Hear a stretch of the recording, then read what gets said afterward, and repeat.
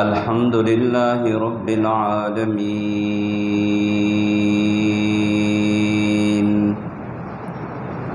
والعاقبة للمتقين والصلاة والسلام على سيد الرسل وخاتم الأنبياء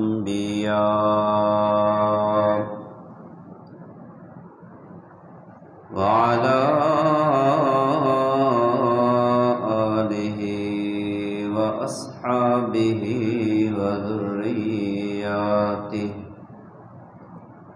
وذرياته أجمعين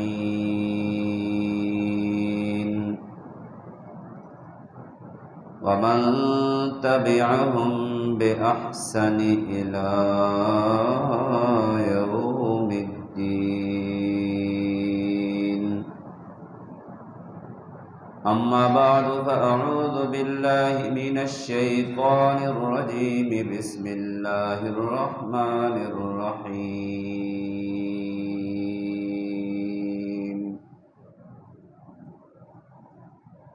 لقد من الله على المؤمنين إذ بعث فيهم رسولا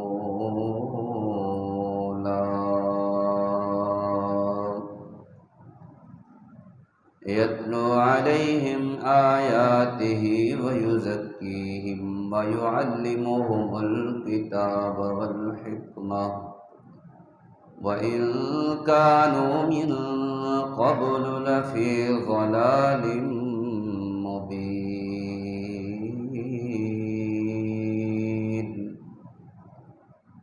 وقال تعالى في مقام آخر: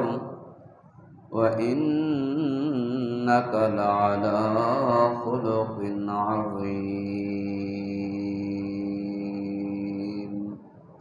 صدق الله وصدق رسوله النبي الكريم. اللهم صل على سيدنا ومولانا محمد وعلى آله وصحبه.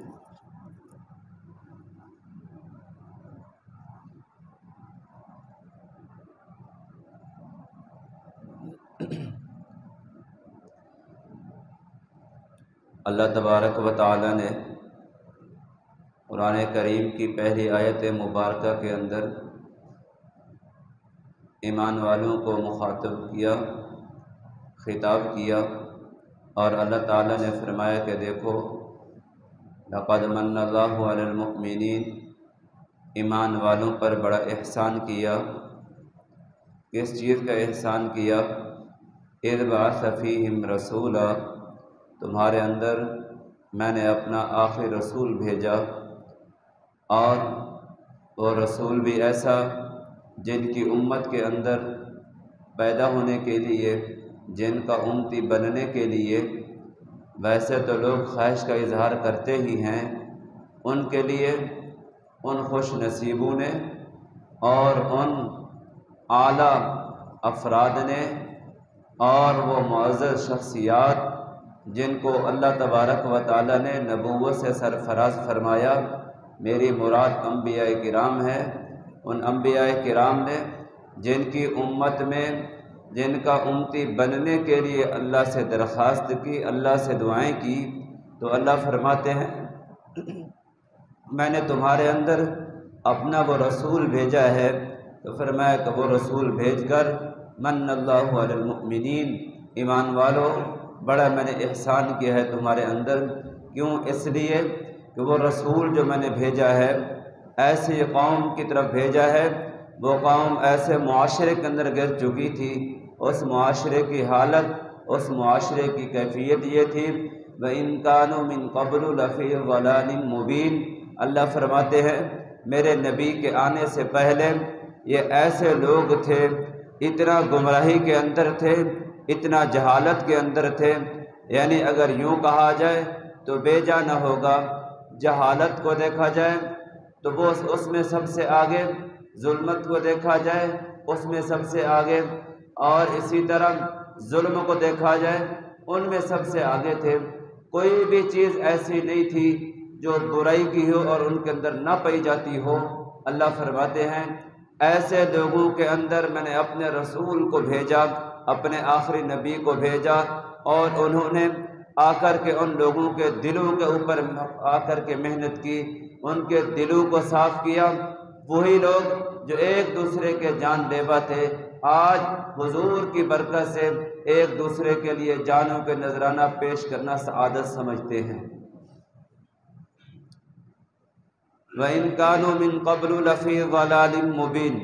اللہ فرماتے ہیں جو گمراہی کے اندر تھے، جن کے اندر جہالت تھی، وَكُنْتُمْ عَلَى شَفَا حُفْرَةٍ مِّنَ النَّارِ، فرمایا کہ ان کی حالت یہ تھی جو آگ کے کنارے کے اوپر، گڑھے کے اوپر کھڑے تھے اور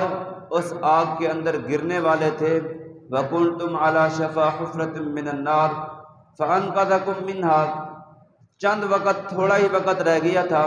جو اپنے آپ کو اس کے اندر ڈال دیتے۔ یعنی اگر میں اپنے نبی کو نہ بھیجتا تو اسی طرح وہ شرک کے اندر، جہالت کے اندر، ظلمت کے اندر، ظلم کے اندر یہ زندگی بسر کرتے چلے جاتے، اور زندگی تو گزر جاتی لیکن ان کی آخرت نہ سنورتی، جس کو اشارہ کیا کہ یہ آگ کے کنارے پر کھڑے تھے، یعنی پھر جہنم ان کا مقدر بنتی۔ لیکن اللہ فرماتے ہیں لقد من اللہ، ہم نے تمہارے اوپر احسان کیا، تمہارے اندر اپنے رسول کو بھیجا جنہوں نے آ کر کے تمہارے اندر محنت کی، اور انہوں نے 23 سال کے عرصہ، قلیل عرصہ کے اندر تمہارے اندر اتنی محنت کی ہے، ایسی محنت کی اور ایسے افراد تیار کیے، ان کے دلوں کو ایسا صاف کیا کہ حضور علیہ السلام والی وہ محنت جو آپ نے اپنے شاگردوں کو دی، وہی شاگرد حضور کی وہ محنت لے کر کے آگے چلے، اور اللہ فرماتے ہیں یہ محنت قیامت کی صبح تک چلتی رہے گی، اور حضور کی تعلیمات کا اثر قیامت کی صبح تک رہے گا، اور اس پر لوگ چلتے رہیں گے۔ جو بھی اس کے اوپر چلتا رہے گا اس کی آخرت بھی سنور جائے گی اور اس کی دنیا بھی بن جائے گی۔ تو اللہ فرماتے ہیں لقد من اللہ، تمہارے اوپر احسان کیا، اور واقعتاً اللہ نے احسان کیا ہے۔ اگر عرب کی ہسٹری کو پڑھا جائے تو ایسے ہی پتہ چلتا ہے۔ آپ دیکھیں انسان اپنی اولاد سے کتنا محبت کرتا ہے، اور یہ معاشرہ اتنا گر چکا تھا کہ اپنی بچیوں کو اپنے ہاتھوں سے زندہ درگور کر رہے تھے۔ بِأَيِّ ذَنبٍ قُتِلَتْ، اللہ فرماتے ہیں زندہ دفن کی ہوئی بچیاں اور ناحق قتل، بِأَيِّ ذَنبٍ قُتِلَتْ، کل قیامت کا دن یہ پوچھیں گی ہمیں کس جرم کے اندر قتل کیا گیا تھا، کس جرم کے اندر شہید کیا گیا تھا۔ ایک صحابی ہے حضور علیہ السلام کے پاس آ کر کے کہنے لگے حضور میرے سے بہت بڑی غلطی ہوئی ہے، بہت بڑا گناہ ہوا ہے۔ آپ نے فرمایا کون سا، کتنا بڑا گناہ ہوا ہے؟ زنا ہوا ہے؟ کہنے لگے اس سے بھی بڑا گناہ ہوا ہے۔ اسی طرح مختلف گناہ حضور گنواتے چلے گئے۔ وہ صحابی عرض کرنے لگا مجھے اس سے بھی زیادہ بڑا گناہ ہوا ہے، میرے سے سرزد ہوا۔ پھر حضور نے پوچھا وہ کون سا گناہ ہے؟ وہ کہنے لگا، جب وہ بیان کر رہا تھا تو اس کی حضور علیہ السلام سنتے چلے جا رہے تھے۔ اس نے کہا میری ایک بچی تھی، میں اختصاراً عرض کر رہا ہوں، یہ کام پہ گیا، بیوی حمل سے تھی، کہنے لگا اگر بچی پیدا ہو جائے ذبح کر دینا اور اس کو زندہ درگور کر دینا، اگر بچہ پیدا ہو تو اس کو حفاظت کرنا، اس کی پرورش کرنا، تربیت کرنا۔ یہ چلا گیا، اللہ کا کرنا ایسے ہوا، بچی پیدا ہوئی، اور ماں آپ کو پتہ ہے کتنا باپ سے بڑھ کر کے اولاد سے محبت کرتی ہے۔ ماں کے دل نے گوارا نہ کیا کہ میرا پھول کیسے میں اپنے ہاتھوں سے اس کو زمین کے اندر درگور کر دوں اور ظالموں کے ہاتھ میں دے دوں۔ اس نے تربیت کی، بچی کی پرورش کی، اور جب اس کے آنے کا وقت ہوا کہ ابھی وہ آنے والا ہے شوہر کا، تو اس نے، عورت نے کیا کیا، ماں نے ہمسایوں کو بچی دے دی کہ یہاں رہے گی، اور یہ آیا گھر کے اندر، کچھ دن گزرے، یہ بچی آتی، ماں اس کو اٹھاتی، یہ کہنے لگا کاش کہ یہ ہماری بچی ہوتی، کتنا خوبصورت بچی ہے، بڑے دل کو اچھی لگتی ہے۔ آخر ماں تھی وہ کہنے لگی ہاں یہ تو ہماری ہی بچی ہے، جو تو آپ گئے تھے آپ کے بعد یہ بچی پیدا ہوئی تھی، اب یہ بچی باپ سے پیار کر رہی ہے، ماں سے پیار کر رہی ہے۔ ایک دن یہ باہر گیا، آیا تو اس کا چہرہ بدلا ہوا،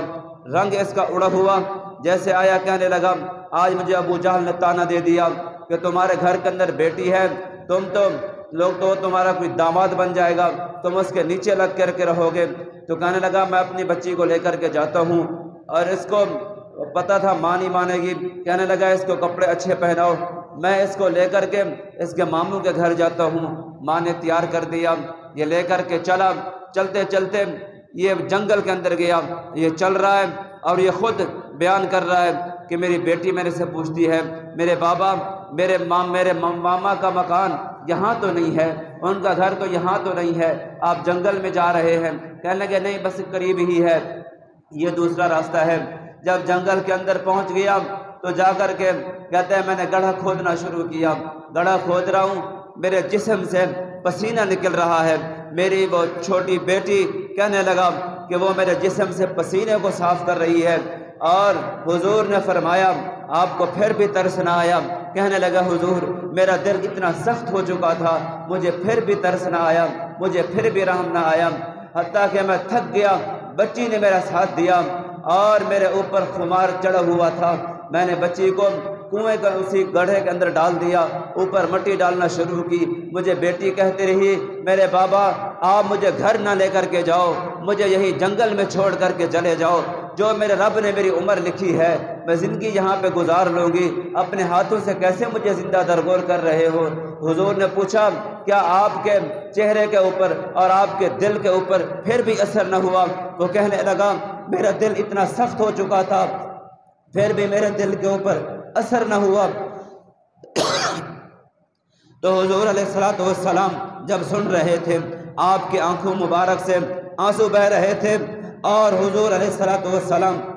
کانوں سے سنتے چلے جا رہے تھے اور آنکھوں سے آنسو برس رہے تھے، اور اس صحابی نے کہا حضور میں نے اس کے اوپر مٹی ڈالنا شروع کی، وہ بچی رو رہی ہے چیخ رہی ہے، اور میں ڈالتا چلا گیا، مٹی ڈالتا چلا گیا، کچھ دیر تک آواز آتی رہی، پھر ایسا ہوا کہ آواز آنا بند ہو گئی اور میں وہاں سے چل پڑا، اور جب بھی وہاں سے آیا ہوں کوئی بھی رات ایسی نہیں گزری کہ وہ بچی میرے پاس خواب میں نہ آتی ہو، اور جب وہ آتی ہے یہ عربی سمجھنے والے تھے، وہ کہنے لگا کہ جیسے آتی ہے یہی الفاظ دہراتی ہے بِأَيِّ ذَنبٍ قُتِلَتْ،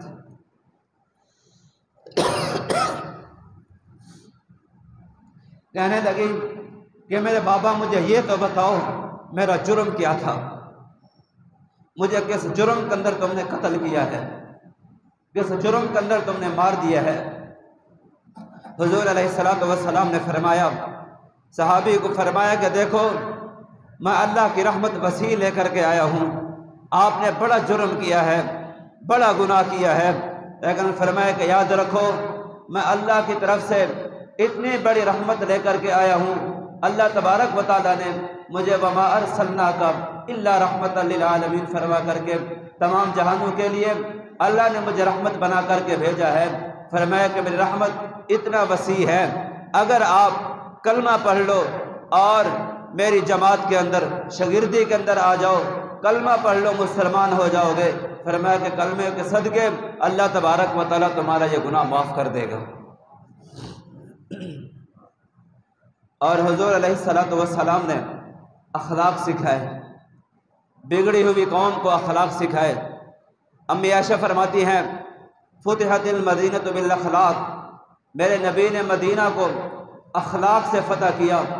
لوگوں نے حضور کے اخلاق دیکھے، اخلاق دیکھ کر کے متاثر ہو گئے۔ اور یاد رکھیں اللہ تبارک و تعالیٰ نے حضور علیہ الصلوۃ والسلام کو ایسے اخلاق عطا فرمائے تھے، ایسے اخلاق نصیب فرمائے، اخلاق کے ایسے اونچے مقام پر فیض کیا تھا، انبیاء بھی اس اخلاق تک اس مقام تک نہ پہنچ سکے، اس لیے اللہ تبارک و تعالیٰ نے فرمایا وَإِنَّكَ لَعَلَىٰ خُلُقٍ عَظِيمٍ، فرمایا کہ دیکھو ہم نے اپنے محبوب کو لَعَلَىٰ خُلُقٍ عَظِيمٍ اخلاق کے اعلیٰ مرتبے پر فیض کر دیا ہے۔ بلکہ میں یوں کہہ دوں اگر کوئی چیز ہر آدمی ہر صفت کو ڈھونڈتا ہے، نیکی کہاں ملے گی، اچھائی کہاں ملے گی، میں کہتا ہوں یہ جو اخلاق والی صفت ہے یہ ملی ہی ہمیں حضور کے صدقے سے اور یہ نکلی بھی حضور سے ہے۔ حضور علیہ السلام نے فرمایا وہی بچی جس کو زندہ درگور کیا جا رہا تھا، حضور نے تعلیم دی، فرمایا کہ میرے اخلاق یہ ہیں، میری تعلیم یہ ہے، جس کو اللہ تبارک و تعالیٰ اولاد سے نوازے، خصوصاً چونکہ عرب معاشرے کے اندر بچی پیدا ہوتی منہ چڑھ جاتے تھے، اور قرآن کریم نے عجیب و غریب الفاظ میں نقشہ کھینچے، میں طرف جاننا نہیں چاہتا، تو آپ نے فرمایا ایک بچی پیدا ہوئی، 2 بچیاں پیدا ہوئی، 3 بچیاں پیدا ہوئی، یا 2 تک آئے، 3 تک آئے، فرمایا کہ اس نے ماں باپ نے اچھی خدمت کی، تربیت کی، تعلیم دی، مناسب رشتہ آ گیا، نکاح کر دیا۔ اللہ تبارک و تعالیٰ اس پرورش کے بدلے میں کل جب قیامت کے دن اللہ کی دربار میں یہ آئے گا، اللہ تبارک و تعالیٰ ان بچیوں کی تربیت کے صدقے اس کی ماں باپ کی مغفرت کا اعلان کر دیں گے۔ صحابی نے پوچھا حضور اگر ایک بچی پیدا ہو؟ آپ نے فرمایا پھر بھی یہی حکم ہے، پھر بھی یہی حکم ہے، پھر بھی یہی حکم ہے۔ اور فرمایا کہ پھر آپ نے عملی طور پر بھی دکھایا، عملی طور پر دکھایا کس طرح اپنی اولاد سے محبت کی جاتی ہے۔ آپ نے اپنے اخلاق صرف تعلیم کے اعتبار سے، صرف زبان سے بیان نہیں فرما دیے، بلکہ عملی طور پر بھی آپ نے بتائے، عملاً کر کے دکھائے۔ حضور علیہ السلام جب بھی کہیں لمبے سفر پہ جاتے، واپس آتے، اپنے گھر سے پہلے اپنی بیٹی فاطمہ کے گھر جاتے، جا کر کے ان کو ملتے، پیار کرتے، اور جب بیٹی بعض دفعہ ایسے ہوتا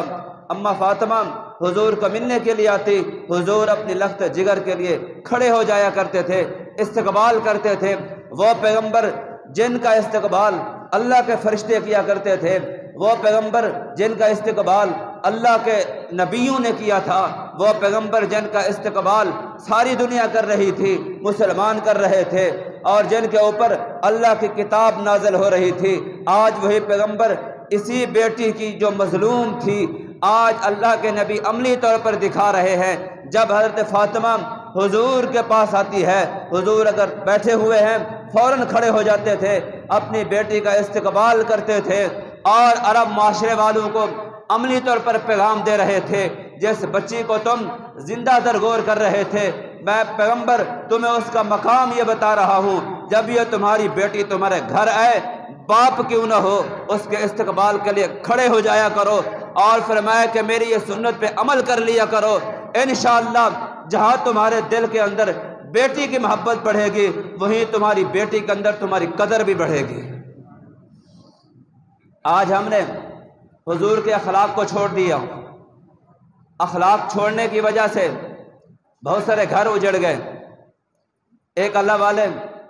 اپنے بیان میں فرما رہے تھے، ایک نوجوان تھا، شادی ہوئی، پڑھا لکھا ہوا، اور بیوی پڑھی لکھی ہوئی، 3-4 ماہ گزرے، یہ دونوں ان اللہ والے کے پاس آئے، آ کر کے کہنے لگے جی ہم نے دونوں نے مشورہ کر لیا، ہم اکٹھے نہیں چل سکتے، ہم اکٹھے نہیں چل سکتے، ہم نے طلاق کا ارادہ کر لیا، چونکہ ان کا ان اللہ والوں کے ساتھ قلبی تعلق تھا، آپ کے ساتھ چونکہ قلبی تعلق ہے، روحانی تعلق ہے، اس لیے ہم آپ کو بتانے کے لیے آئے ہیں۔ تو حضرت نے فرمایا دیکھو پہلے تو مجھے علم نہیں تھا، مجھے پتہ نہیں تھا، آپ لوگوں کو چاہیے تھا آپ مجھے بتاتے، آپ لوگوں نے بتایا نہیں، اب چونکہ آپ لوگوں نے مجھے بتا دیا تو اس لیے جیسے تم نے پہلے گھر میں نہیں بتایا، ابھی بھی تم نے نہیں بتانا، صرف 4 ماہ میں تمہیں دیتا ہوں، 4 ماہ میرے لیے انتظار کر لو۔ کیا عمل کرنا ہے؟ خامد کو کب بلایا، فرمایا کہ دیکھو آپ کام پہ جاتے ہیں، ان دنوں کے اندر چونکہ کام کے اندر بہت مشکلات تھی، جب کرونا آیا، کہا دیکھو آپ جب کام پہ جاتے ہو آپ کا کام ہو یا نہ ہو، جب آپ فیکٹری کو تالا لگا کے آتے ہیں اپنے سارے غم وہیں پہ رکھ کے آیا کرو، کیونکہ وہ جب آتے تھے صاحب ذرا نقصان ہو رہا تھا تو گھر میں آتے، جیسے آتے تو منہ بنا ہوا ہوتا تھا، اور بیوی ان کے لیے کھانا تیار کر رہی ہے، سب کچھ تیار کر کے رکھتی تھی، اور وہ سمجھتی تھی کہ شاید میں انہیں اچھی نہیں لگتی جس کی وجہ سے ان کا منہ بنا ہوا ہے، تو وہ کہنے لگی دیکھو اگر ان کے پاس تعلیم ہے تو میرے پاس بھی تعلیم ہے، مال ان کے پاس ہے تو میرے پاس بھی ہے، ایسا تو نہیں ہے میرے پاس نہ ہو۔ تو حضرت نے اس کو فرمایا کہ دیکھو یہ سارے غم باہر رکھ کے آیا کرو، آپ کی یہ ذمہ داری ہے، گھر میں اور سارے غم بھلا دو، کیونکہ باہر کے یہ کام کرنا، یہ رزق کم یا زیادہ یہ اللہ نے دینا ہے، اور محنت آپ نے کرنی ہے، آپ کی بیوی نے نہیں کرنی۔ آپ جب گھر کے اندر آؤ مسکراتے ہوئے، حضور کی سنت ہے، حضور کے اخلاق یہ بھی ہے، گھر کے اندر جو آدمی آتا ہے، حضور علیہ الصلوۃ والسلام نے فرمایا جب وہ مسکراتا ہوا آئے اور سلام کرتا ہے تو اللہ تبارک و تعالیٰ اس گھر کو شیطان سے پاک کر دیتے ہیں۔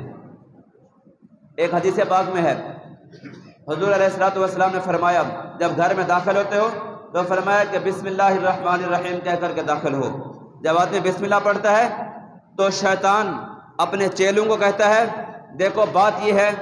ہمیں یہاں پر رہنے کے لیے تو جگہ نہیں ملی، کیونکہ انہوں نے بسم اللہ پڑھ لی ہے، اب اس مکان کے اندر ہم رہ نہیں سکتے، البتہ ابھی تھوڑا انتظار کرو، شاید کھانے میں ہم شریک ہو جائیں۔ یہ کھانا شروع کرتے ہیں، اگر یہ کھانا شروع کرتے ہوئے بسم اللہ پڑھتے ہیں تو یہ اپنے سارے لشکر کو کہتا ہے اب یہاں سے چلو، نہ ہمیں یہاں پر رہنے کے لیے کوئی جگہ ملی ہے اور نہ ہی ہمیں یہاں رہنے کے لیے جگہ بھی نہیں ملی اور ہمیں یہاں کھانا بھی نہیں ملا، انہوں نے بسم اللہ پڑھ لی ہے، کسی اور گھر پہ چلتے ہیں۔ اور اگر بسم اللہ نہیں پڑھتا تو وہ شیطان اپنے چیلوں سے کہتا ہے اب یہ اس مکان کے اندر ہمیں رات گزارنے کے لیے وقت مل گیا ہے، وقت مل گیا ہے۔ دیکھنے کے اندر چھوٹا سا عمل ہے، بسم اللہ الرحمن الرحیم چھوٹا سا عمل ہے، لیکن یہ میں آپ کو بتا رہا ہوں، کسی کی اڑتی ہوئی ہوائی بات نہیں کر رہا۔ پھر مشکات شریف کے اندر یہ حدیث پاک موجود ہے، حضور علیہ الصلوۃ والسلام نے کا خود فرمان ہے، فرمایا کہ اگر بسم اللہ نہیں پڑھی تو شیطان کہتا ہے اس گھر کے اندر رہنے کے لیے ہمیں جگہ مل گئی ہے، اب انتظار کرو کھانا بھی ملتا ہے کہ نہیں ملتا۔ اگر بسم اللہ نہیں پڑھتے تو کھانا بھی مل جاتا ہے کیونکہ شریک ہو جاتے ہیں، اگر وہ بسم اللہ پڑھ لیتے ہیں کھانا کھاتے ہوئے پھر کہتے چلو ٹھیک ہے کھانے کا انتظام کہیں اور کر لیتے ہیں، لیکن ہمیں یہاں چلو رہنے کے لیے ٹھکانہ تو مل گیا ہے۔ اس لیے جب بھی آدمی گھر میں داخل ہو تو بسم اللہ الرحمن الرحیم پڑھنی چاہیے اور گھر والوں کو سلام کرنا چاہیے، مسکراتے ہوئے جائے۔ اور ادھر حضرت نے ان کی اہلیہ کو کہا کہ دیکھو آپ اس طرح کرو، آپ کا ہمارے اکابرین جو تھے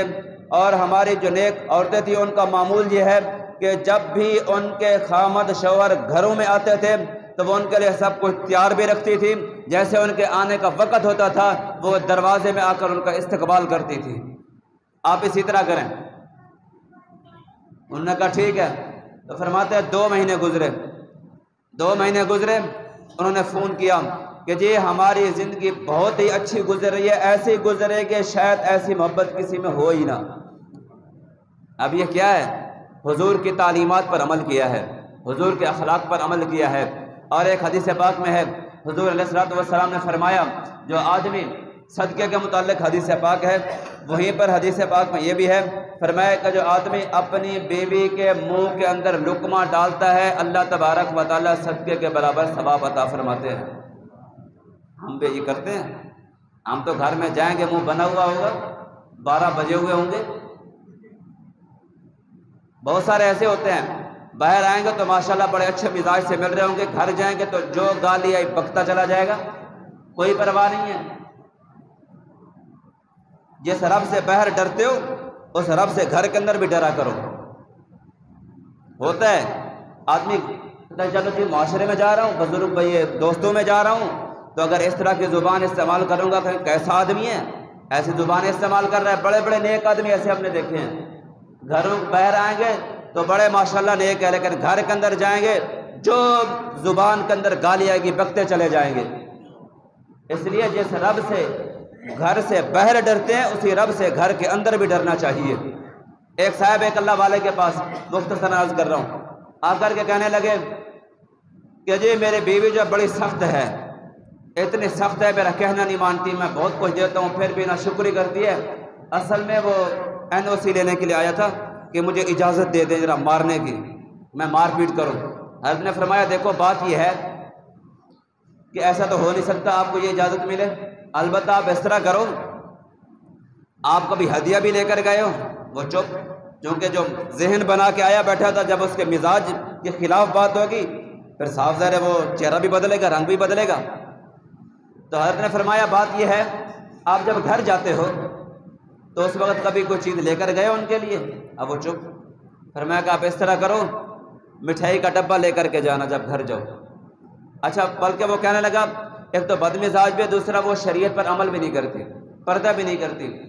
حضرت نے فرمایا آپ میرے جو میں کہہ رہا ہوں وہ تو کرو، آپ مٹھائی کا ڈبہ لے کر کے جاؤ۔ تو فرمایا ساتھ اس طرح کرنا، جب آپ کھانے کے لیے بیٹھو وہ مٹھائی جو ہے اس میں سے اٹھا کر کے ان کے منہ میں بھی دے دینا۔ اب وہ پہلے تو بیٹھا رہا، لیکن کیا کرے اس کا روحانی تعلق بھی تھا۔ اب وہ گیا لے کر کے، تو بیوی نے کہا یہ کون لے کر کے آیا؟ صاحب ذرا یہ بھی کوئی حاجی صاحب تو تھے نہیں، غلطیاں تو ان کی بھی تھی۔ اب بیوی نے کہا اچھا یہ کیا لے کر کے آئے ہو؟ کہنے لگا جی میرے پیر صاحب نے کہا ہے یہ مٹھائی کا ڈبہ لے کر کے جانا، میں آپ کے لیے گفٹ لے کر کے آیا ہوں۔ اس نے کہا اچھا۔ پھر جب کھانے کے لیے بیٹھے، اب اس نے بڑا پتھر دل پر پتھر رکھ کے نا، وہ پیر صاحب نے جو کہا تھا، تھوڑا سا دانہ اٹھایا مٹھائی کا، اٹھا کر کے اس کے منہ میں ڈال دیا۔